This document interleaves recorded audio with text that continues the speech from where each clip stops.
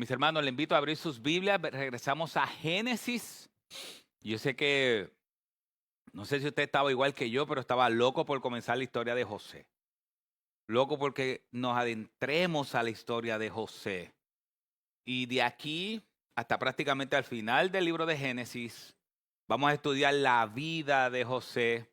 Pero más que la vida de José, vamos a estudiar la misericordia de Dios en medio de la adversidad. Vamos a estudiar la misericordia y la soberanía de Dios en medio de la adversidad. Así que hoy podremos ver el capítulo 37. El capítulo 37. Así que leemos para comenzar del 1 al 4 del capítulo 37 de Génesis. Ya vimos que Abraham quedó atrás, Isaac quedó atrás, Jacob está ahora con sus hijos. Así que vamos a esta historia. La palabra del Señor dice así. 37.1, Génesis 37.1. Y Jacob habitó en la tierra donde había peregrinado su padre, en la tierra de Canaán. Esta es la historia de las generaciones de Jacob.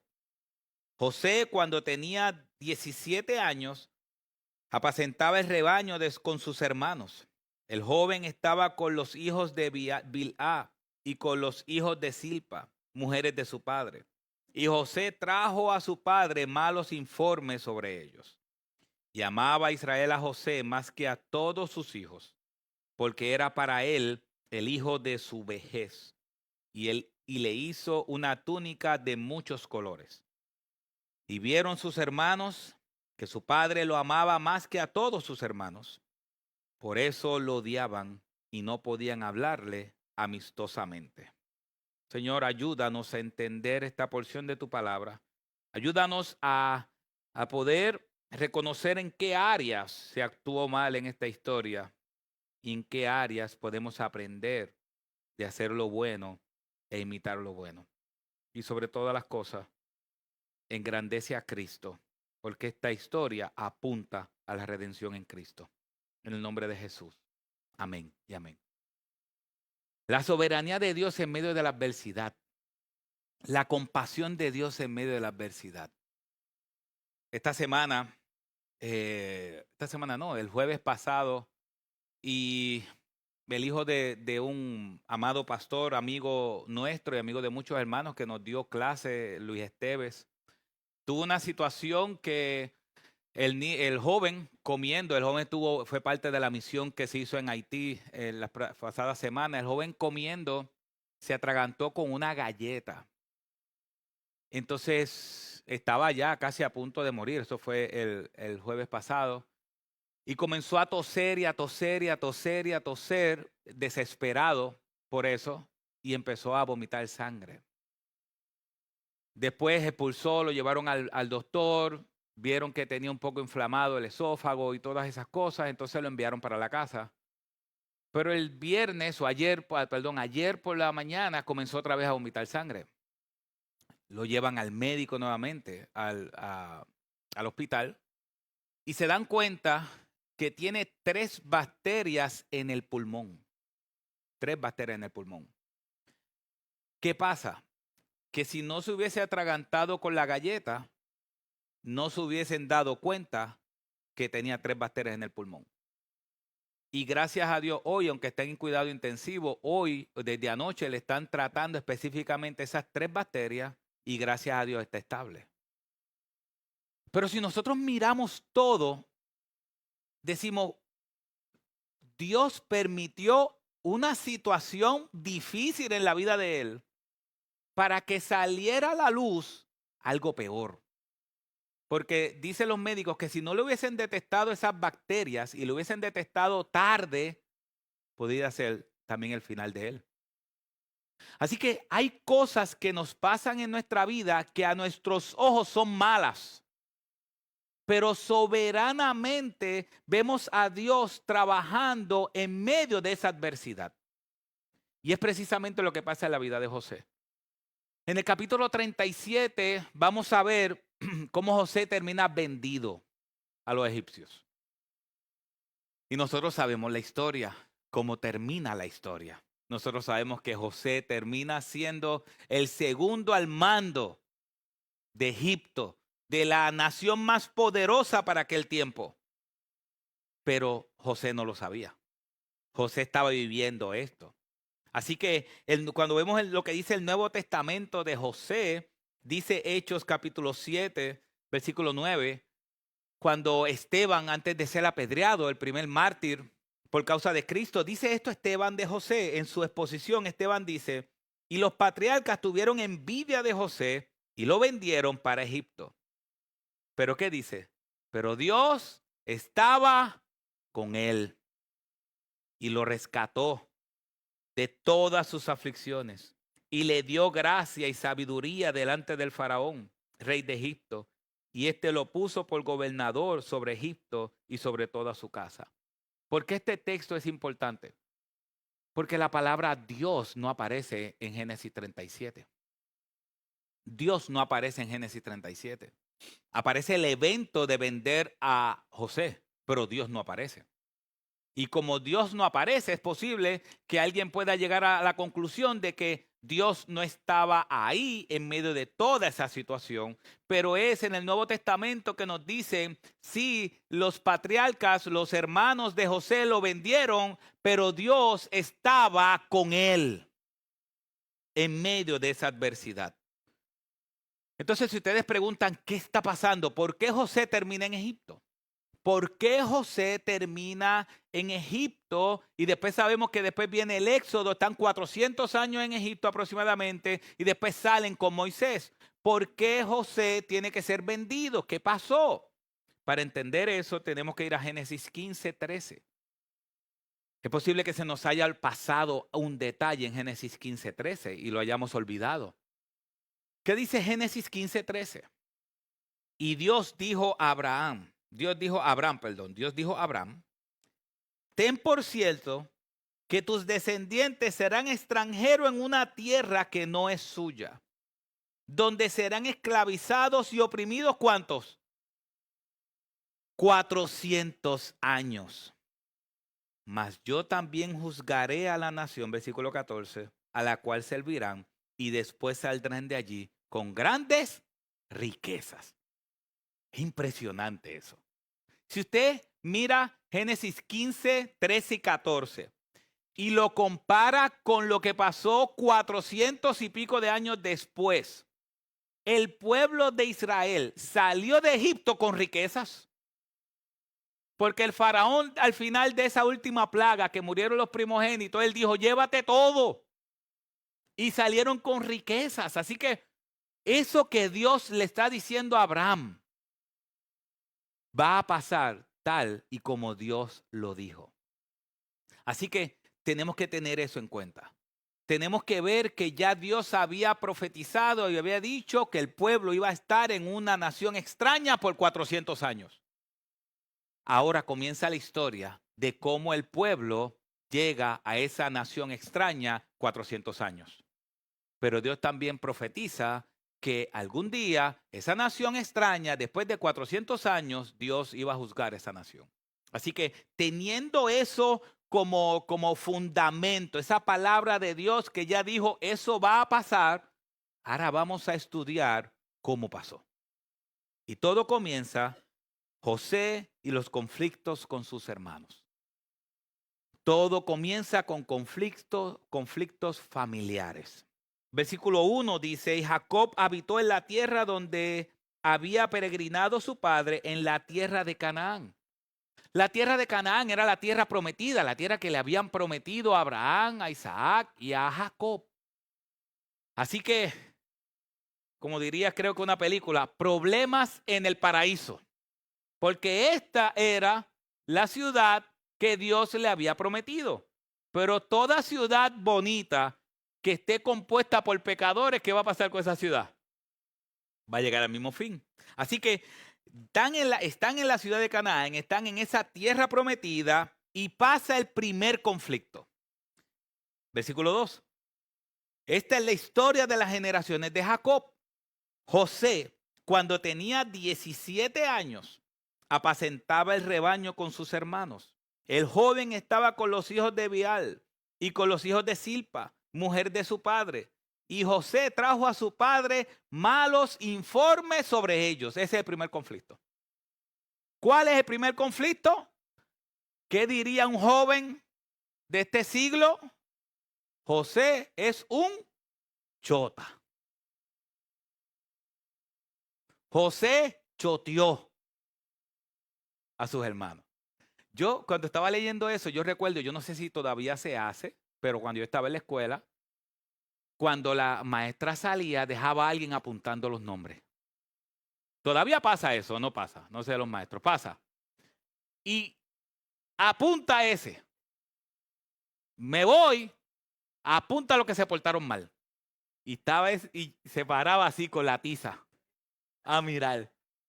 Y ya tú sabes que si te ponía tu nombre, cuando venía la maestra te iba a regañar. En otras palabras, eso estaba haciendo José.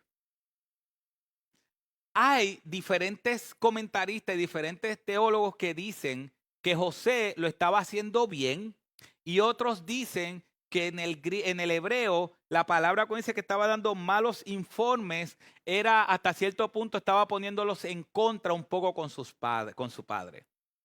Así que no sé cuál de las dos es, pero sí estoy seguro que José es igual de pecador que nosotros. Era igual de pecador que nosotros. Hay veces que cuando se ve a José como una persona perfecta, como alguien que no cometió errores. Hay personas que no ven ningún error en José. Aún yo, cuando analicemos la historia, vamos a ver que José pudo haber actuado mejor. A mi entender, pudo haber actuado mejor que como actuó, aún sabiendo que era el preferido de su padre. Así que José era el informante dentro de sus hermanos. Cuando hay un informante entre nosotros, ¿cómo se trata ese informante? Ya ustedes saben. Así que José es el informante. Ese es el primer conflicto. Segundo conflicto, versículo 3. Y amaba Israel, que es Jacob, ya ha cambiado su nombre a Israel, y amaba Israel a José más que a todos sus hijos, porque era para él el hijo de su vejez, y le hizo una túnica de muchos colores. ¿Cuál era el otro conflicto? Que Jacob amaba más a su hijo José que a los demás. Y hay algo que me intriga, porque es que dice que amaba a José porque lo tuvo en su vejez, pero también Benjamín ya había estado, porque Benjamín nació y su mamá murió. ¿Recuerdan que le puso otro nombre y Jacob le puso Benjamín? Pero José era el favorito de él. José era el favorito de él y él no escondía su favoritismo. Él no lo escondía. Hay abuelos que esconden un poco el favoritismo. Al final se le nota el favorito, pero lo esconden, lo tratan de esconder. Tengo una historia aquí en la mente que no lo voy a decir, pero la tengo pero que el Espíritu Santo me controla a no decirla. Así que, no, la lengua no. Así que, pero miren cuál es el problema. El problema es un patrón. ¿Por qué? ¿No recuerdan que ¿quién es el papá de Jacob? Isaac. ¿Quién era el favorito de Isaac? Esaú. ¿Y quién era el favorito de su esposa? De Rebeca. Jacob. ¿Qué trajo el ser favorito de cada uno? Eso no trajo conflicto en su casa. No trajo división. No trajo que Esaú después quería matar a Jacob. Favoritismo. Pero ¿qué hizo Jacob? En vez de haber aprendido lo que trae el favoritismo, Jacob no aprendió. Y al no aprender, entonces José, que se convirtió en su favorito, pero no tan solo en su favorito, sino que viene Israel y para que todo el mundo vea que José es su favorito, ¿qué hace? Le hace una túnica de colores. Ustedes saben lo caro que era una túnica de colores para aquel tiempo. Le hace una túnica de colores y se la pone encima. Así que él no simplemente está diciendo José es mi favorito, sino que todo el mundo y todos sus hermanos se están dando cuenta que José es el favorito. Y mira lo que dice el versículo 4.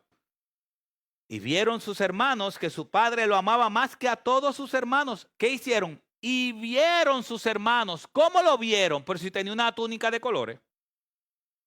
¿Y qué trajo ese favoritismo? Por eso que lo odiaban y aún no podían hablarle amistosamente. Lo odiaban. El papá sabía de ese odio. El texto no dice que el papá sabía de ese odio, pero el texto dice que no podían hablarle amistosamente. Significa que el papá sabía porque no había una conversación amistosa entre los hijos. Ustedes saben cuando, si usted tiene 2 hijos o más, usted sabe cuando ellos no se hablan, cuando hay una tensión. Así que ese fue el segundo conflicto. El primer conflicto es que era el informante. Segundo conflicto es que el papá lo amaba por encima de todos y lo demostraba. Y el tercer conflicto, ese tercer conflicto, versículo 5. Y José tuvo un sueño para acabar de completar. Se volvió soñador el hombre ahora. Se volvió soñador. ¿Y qué pasó? Cuando lo contó a sus hermanos, ¿ellos qué? Lo odiaron aún más. ¿Vieron el texto? Si ustedes ven, perdónenme que el versículo 4, el versículo 4 dice, y por eso lo odiaron. Pero cuando se convirtió en un soñador, versículo 5, ¿qué dice? Lo odiaron aún más. O sea que no se quedó un simple odio, sino que el odio fue incrementando. ¿Por qué? Porque ahora es un soñador. Ya no tan solo es el que le dice lo que nosotros hacemos mal al papá. Ya no tan solo es el favorito y tiene una túnica de colores donde todos los días yo sé que él es el favorito, sino que ahora también, para colmo, es soñador. Y no tan solo que es soñador, sino que también él quiere que todo el mundo escuche sus sueños. Mira el versículo 6. Y les dijo, os ruego que escuchéis este sueño que he tenido. No se podía quedar callado. Obviamente sabemos que esos sueños venían de Dios porque se cumplieron los sueños. Pero miremos el primer sueño del soñador. Y le digo el soñador porque así fue que le llamaron ellos después. Ahí viene el soñador. Versículo 7. Y aquí estábamos atando gavillas en medio del campo. Eso es como hojas de trigo. Y aquí que mi gavilla se levantó y se puso derecha. Y entonces vuestras gavillas se ponían alrededor y se inclinaban hacia mi gavilla. Mi gavilla se ponía derecha y todas las gavillas de ustedes se arrodillaban frente a esa gavilla. Humilde el hombre, pero ese era el sueño. Ese era el sueño. ¿Y qué usted cree que pasó con los hermanos? Versículo 8. Y sus hermanos le dijeron, ¿acaso reinará sobre nosotros? ¿O acaso te enseñoreará sobre nosotros? ¿Y qué pasó? Y lo odiaron aún más. Es como si estuvieran llenando agua en una vasija, lo odiaron. Por hablador, por hablador no. Por decirle al papá lo que ellos hacían mal. Lo odiaron. Ok, ahora tiene una túnica que es el mejor. Le echaron un poco más de odio al vaso. Ahora es un soñador. Le echaron más odio al vaso. Y ahora el sueño dice que todos nosotros nos vamos a humillar delante de él. Le echa más. El odio sigue incrementando. Versículo 9. ¿Y tuvo qué? Versículo 9, ¿qué dice? ¿Y tuvo qué? Otro sueño adicional. Y lo contó a sus hermanos diciendo, he aquí, he tenido aún otro sueño. Y he aquí, miren este sueño.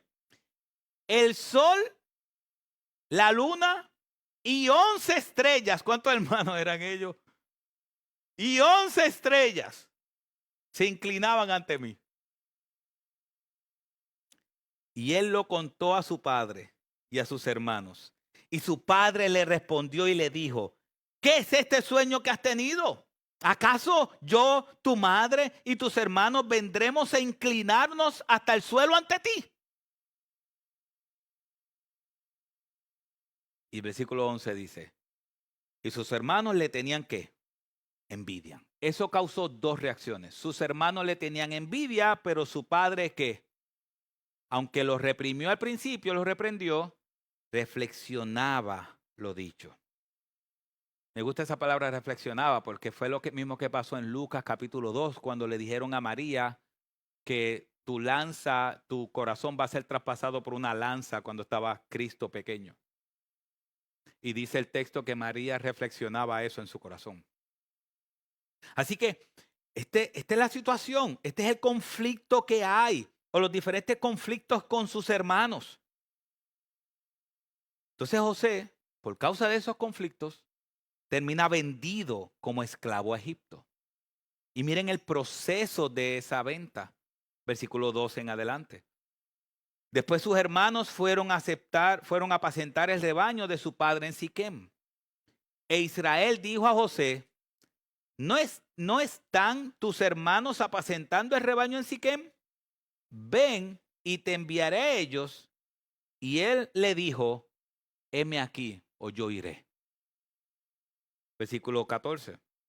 Entonces Israel le dijo, ve ahora y mira cómo están tus hermanos, cómo está el rebaño y tráeme noticias de ellos. Lo envió pues desde el valle de Hebrón y José fue a Siquem. ¿Qué está diciendo ese texto? ¿Para qué lo mandó su papá, Israel? ¿Para qué lo mandó? Para noticias, para informe. ¿Y qué usted cree que iban a hacer los hermanos cuando lo vieron de lejos? Ahí viene otra vez a ver qué nosotros estamos haciendo. Hay veces que hay hijos que se usan así, los papás usan mal a sus hijos a veces. Vete, pregúntale a este qué él va a hacer, porque a mí no me dice nada. Eso es lo que José manda hacer, lo que Jacob manda hacer. Y versículo 15, y estando él dando vueltas por el campo, o sea que él enfrentarse todos esos caminos, todas esas situaciones que produce ir hasta allá, y estando él dando vueltas por el campo, un hombre lo encontró y el hombre le preguntó diciendo, ¿qué buscas? Y él respondió, busco a mis hermanos, te ruego que me informes dónde están apacentando el rebaño. Y el hombre respondió, se han ido de aquí, pues yo les oí decir, vamos a Dotán. Entonces José fue tras sus hermanos y los encontró en Dotán. Es importante que cuando él los envía a Siquem, Siquem estaba alrededor de 90 kilómetros de donde vivía José. Así que él caminó 90 kilómetros hasta allá. Eso no fue, aunque el texto dice rápido, 90 kilómetros no te toma un día, te toma mucho más que eso. Y cuando él llega a Siquem, le dice que ellos están en Dotán y eso está a 30 kilómetros adicional. Así que José, para ver a sus hermanos, caminó 120 kilómetros. ¿Cuántos años tenía José? 17 años. 17 años. Hay muchos jóvenes de 17 años que usted no los puede mandar a la tienda. Caminando. ¿Qué va a hacer si un joven de 17 años, 16 años, usted le dice, vaya a la tienda caminando? ¿Qué le va a decir?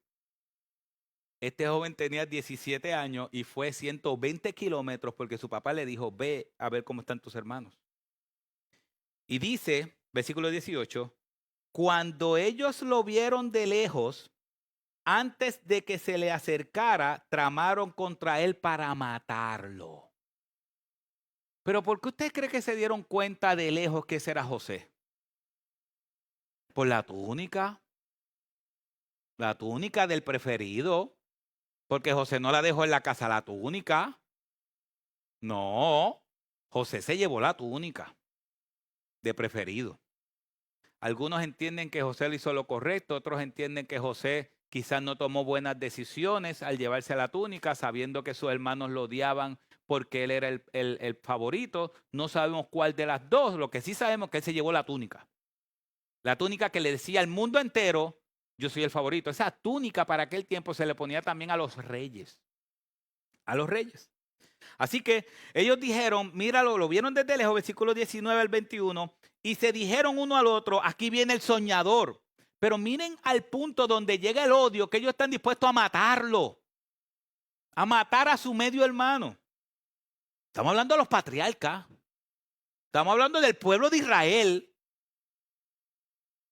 Y dijeron, vamos, ahí viene el soñador, versículo 20, ahora pues venid y matémoslo y arrojémoslo en uno de los del pozo, a uno de los del pozo, y diremos, una fiera lo devoró, entonces veremos en qué quedan sus sueños.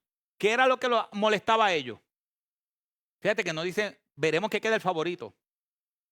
No, veremos qué queda el que tiene la túnica. No, veremos dónde quedan sus sueños. ¿Qué decía sus sueños? ¿Recuerdan qué decía sus sueños? Que él iba a estar por encima de ellos. Ellos odiaron esos sueños, pero al final usted verá cómo José termina de pie y toda su familia termina de rodillas delante de él. Pero aún así, veremos uno de los actos de perdón más grandes de la Escritura. Aparte de ese perdón de Cristo por nosotros, veremos a José perdonando a sus hermanos que lo vendieron. Impresionante eso. Así que vienen y dice, le vamos a decir que una fiera lo devoró. Entonces Rubén oyó esto, Rubén lo oyó y dice, no, espérate, vamos a hacer, no le quitemos la vida, no le quitemos la vida. Dice el versículo 22, y Rubén le dijo a los demás, no derramemos sangre, no derramemos sangre. Echarlo a este pozo del desierto, pero no le pongáis las manos encima. Esto dijo para poder librarlo de las manos de ellos y volverlos a su padre. O sea que Rubén quería volver a José con su papá. Y usted dice, no, Rubén es un hombre recto. No nos olvidemos que en el capítulo anterior Rubén tuvo relaciones con su madrastra, con una de las esposas de su papá Israel. ¿Qué revuelo esta familia? Una familia disfuncional completamente. Pero en este aspecto, Rubén quería salvar a su hermano de la muerte. Versículo 23. Y sucedió que cuando José llegó a sus hermanos, despojaron a José de su túnica. Por eso es que sabemos que tenía una túnica, porque lo despojaron de la túnica. Y la túnica de muchos colores que llevaba puesta. O sea que la túnica de muchos colores, él la llevaba puesta. Y lo tomaron y lo echaron en el pozo. Y el pozo estaba vacío, no había agua en él. Y mira el versículo 25, lo que los hermanos hicieron, los muy espirituales. Entonces sentaron ¿a qué? Se sentaron a comer.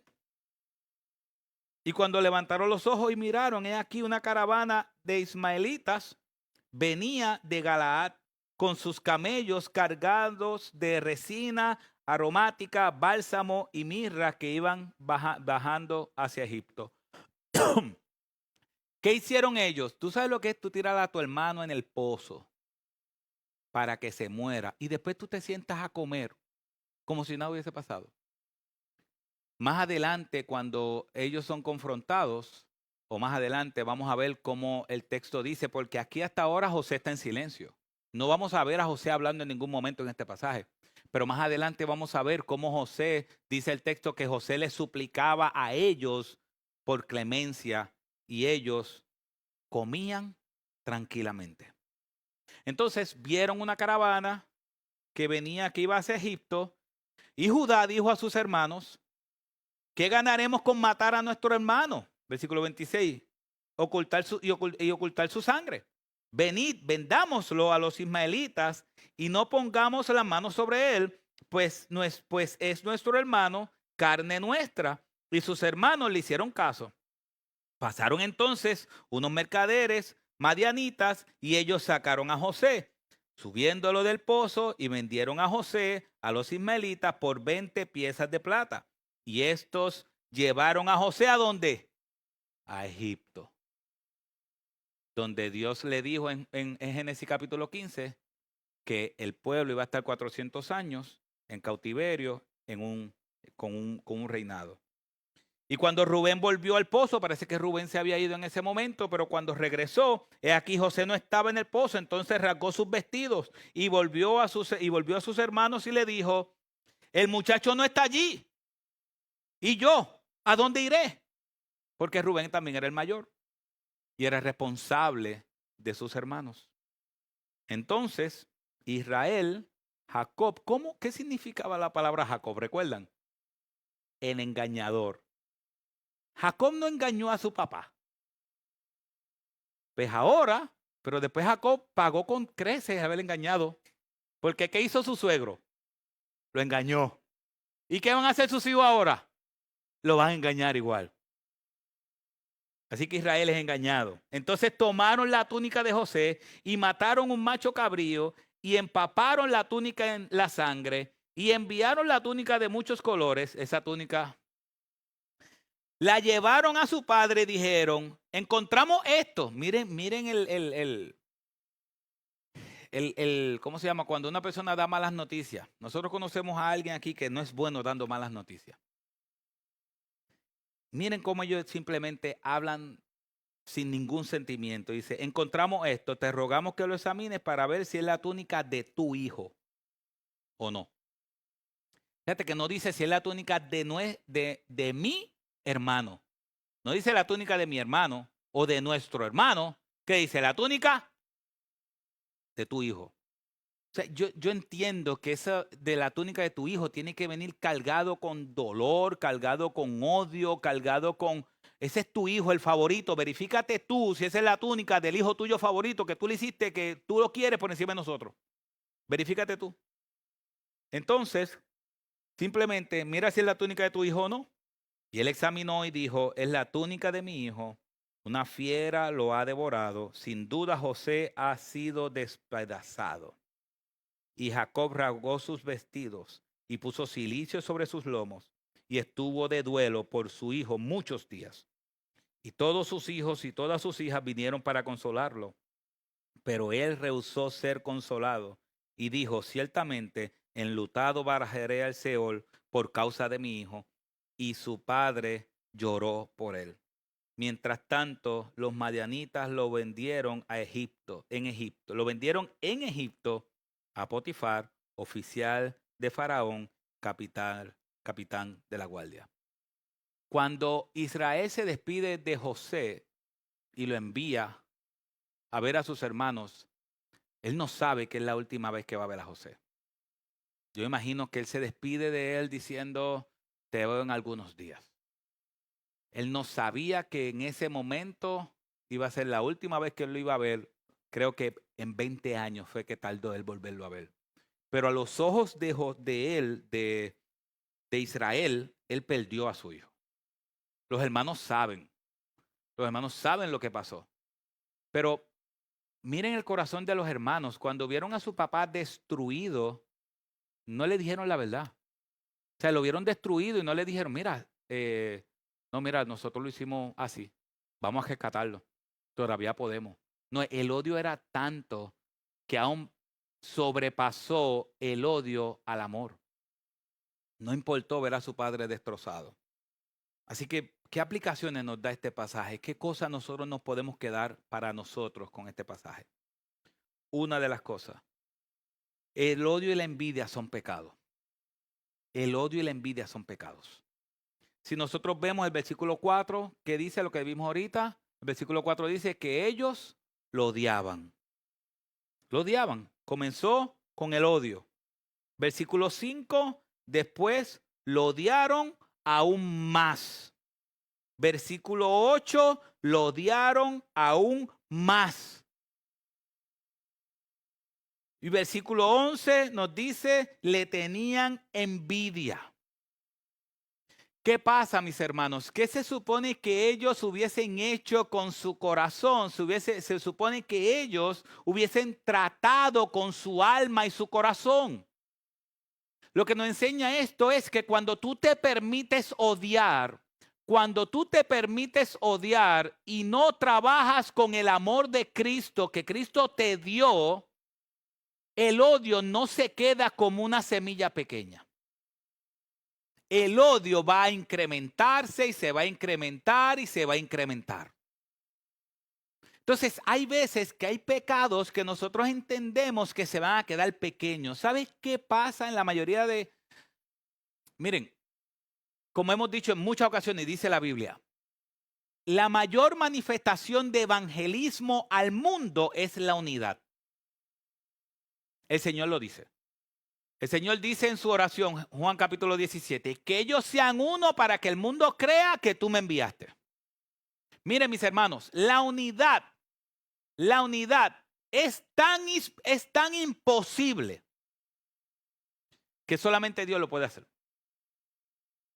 Porque si nosotros vemos aquí, yo no sé cuántos hay, habemos unos cuantos. Todos somos diferentes. Y como decía C.S. Lewis, cada uno tiene un universo en su mente diferente. Somos diferentes, nos gustan las cosas diferentes, nos gustan los equipos diferentes, somos diferentes, los deportes diferentes, las comidas diferentes. Todos somos diferentes. Unos son más serios, no les gusta la broma. Otros son más bromistas, no son tan serios. Unos son de una manera, otros son de otra. La unidad solamente es posible cuando hay amor. Pero el amor es algo que hay que mantenerlo, es algo que hay que buscarlo. Las divisiones llegan solas. El amor hay que pelearlo, hay que batallarlo. Cuando hay divisiones o cuando hay cosas, la Biblia dice, cuando hay falta de amor, mira lo que la Biblia dice que el amor cubre multitud de pecados. Entonces, ¿cuánto pecado, como decíamos en el estudio bíblico ahorita, se decía, ¿cuánto pecado hay entre nosotros? En esta primera fila, ¿cuánto pecado hay? Empezando en estas tres sillas. No, en la silla primera. ¿Cuánto pecado hay? ¿Cuánto pecado hay en este púlpito ahora mismo? ¿Cuánto pecado hay aquí parado? Hay mucho pecado. Mucho al punto que solamente Cristo me pudo salvar. Entonces, en mí hay pecado, en ti hay pecado, en todos hay pecado. ¿Qué es lo que puede hacer que nosotros aún en medio del pecado podamos ser una sola carne? El amor de Cristo. Por eso el apóstol Pablo dice, el amor de Cristo nos controla. Entonces, hay veces que el odio no comienza con odio, comienza con un poquito de rencor, comienza con un poquito de qué sé yo, comienza con una molestia, comienza con algo y uno dice, no, pero eso no es nada, yo me sentí un poco mal por esto, pero nada de eso se me va a pasar, eso se me va a pasar. Y después eso no se te pasa.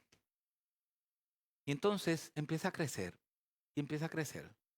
Al punto que cuando viene ese hermano de frente, con tus labios, ay hermano, qué bueno verte, Dios te bendiga. Y en tu mente dice, ¿por qué me vine por este lado? Debí haber cogido el otro pasillo. Mi hermano, cuando tu mente ya está en eso, que tú no puedes ver a un hermano de frente sin que tu mente diga, ay Dios mío, este hermano viene por ahí, que detén eso. Arrepiente de tus pecados, como se decía en el estudio bíblico, sé vulnerable, di la verdad. Arrepiéntete y apártate. La Biblia dice que mientras callé, ¿qué pasó con mis huesos? Se envejecieron mis huesos. Y hay personas que nosotros podemos ver aquí, chéveres, bien fit, pero si no hay perdón, los huesos están envejeciéndose por dentro. Mis hermanos, cuando vemos aquí, el odio y la envidia son pecados. El odio y la envidia son pecados. ¿Y qué es envidia? Es dolorosamente desear las ventajas que otro tiene. Eso es envidia. Envidia es que aquel tiene unas ventajas que yo no tengo. Y a mí me duele que esa persona tenga unas ventajas que yo no tengo. Eso es envidia. No es verme, oye, qué bueno que tiene unas ventajas. Gloria a Dios, Dios se las bendiga. No. Es que me duele eso. Entonces los hermanos de José vieron que José tenía unas ventajas, pero era doloroso para ellos. Mis hermanos, el pecado termina destruyendo. Otra cosa que este texto nos enseña, los conflictos familiares hay que tratarlos. Los conflictos familiares hay que tratarlos. No se pueden dejar simplemente a ver qué pasa. Hay que sentarse, hay que hablarlos. hay que hablarlos en amor. Porque lo que pasa es que yo no sé si usted opina lo mismo, pero cuando yo analizo este texto, aquí el primero que tiene falta de sabiduría es Israel, es Jacob. Porque lo primero que hizo mal Jacob fue que amó a uno por encima de los demás. Y no tan solo lo amó más, porque, y es importante, mis hermanos y hijos que están aquí, hay veces que un hijo necesita más atención que otro. No significa que lo ame más que a otro, es que necesita más atención que otro. Pero en este caso no es así. En este caso la Biblia, Moisés está escribiendo, está diciendo, es pecado amar a un hijo por encima de otro. Y no tan solo Jacob amó en su corazón y se quedó callado. No. Jacob le hizo una túnica, Israel le hizo una túnica para que todo el mundo lo vea a él como el príncipe y José se paseaba con esa túnica por todos lados. No estoy diciendo que eso justifica que lo vendan y que lo odien, pero ahí Jacob tuvo falta de sabiduría. Ahí Israel tuvo falta de sabiduría. Porque Israel tenía que entender que para Dios, sus hijos, todos somos iguales. Para Dios, todo lo que son sus hijos son iguales. Así que mis hermanos, los conflictos familiares hay que tratarlos y hay que hablarlos. No se aparece en ningún lugar aquí que el hijo le haya dicho al padre, papi, mira, ¿sabes qué? O padre, ¿sabes qué? Yo veo que tú amas más a este que a nosotros. Y yo me siento mal por eso. Yo me siento mal porque veo que tú estás amando más a uno que a los demás. Es posible que si esa conversación se hubiese dado, hubiese pasado otra cosa. Y a veces uno, por no ser vulnerable, se calla. ¿Y sabe quién sale lastimado al final? Uno sale lastimado. Tercero, y casi último, la soberanía de Dios. Este texto nos enseña la soberanía de Dios. ¿Qué Dios dice en Génesis 15? Que el pueblo iba a estar en cautiverio por 400 años. ¿Y qué dice Génesis 37, 36? Si sale a las pantallas, ¿qué dice Génesis 37, 36? Dice, mientras tanto, los madianitas lo vendieron ¿en dónde? En Egipto. A Potifar. ¿Quién era Potifar? Oficial del faraón, capitán de la guardia. Ellos, los hermanos, no sabían lo que estaba pasando, pero nosotros hoy que tenemos la historia completa, sí sabemos lo que está pasando. Para los hermanos se deshicieron de José. Ya nos deshicimos del soñador. Pero Dios estaba guardando a José para después poder salvar a su pueblo de la hambruna. Dios tenía un plan perfecto con José, pero ni Jacob ni sus hermanos lo sabían, ni aún José lo sabía. Pero en medio de todo eso está la soberanía de Dios en medio de la adversidad.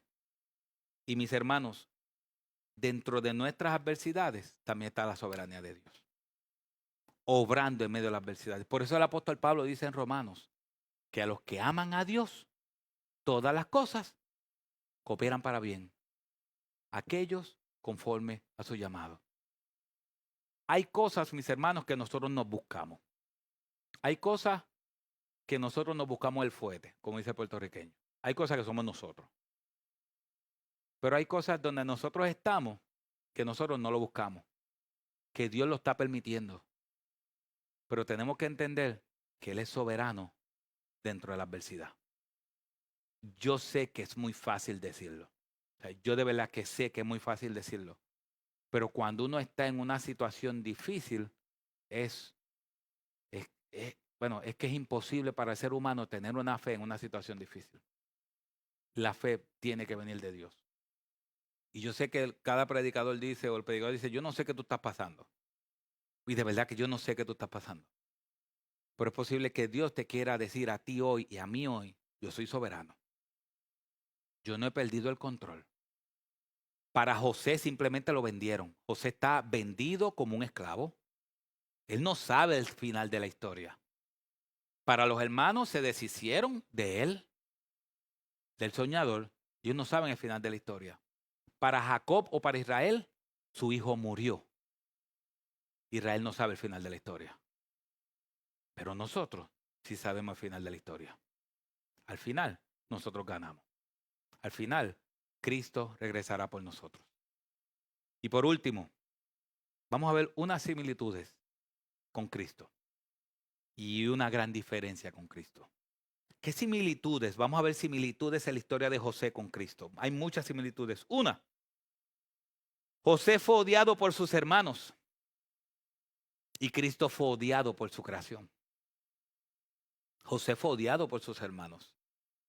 Cristo fue odiado por la creación. Dos, José fue vendido por sus hermanos. ¿Cierto?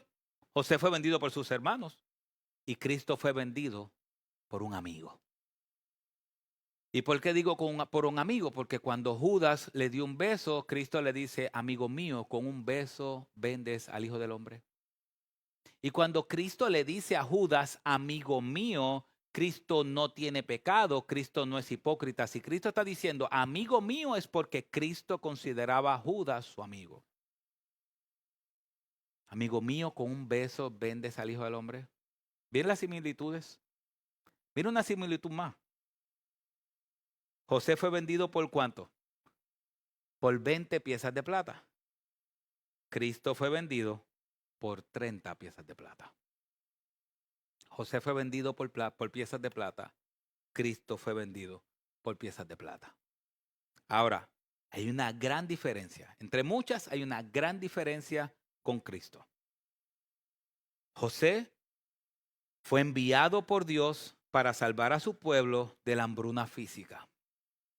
Jesús fue enviado por Dios para salvar a su pueblo de la muerte eterna.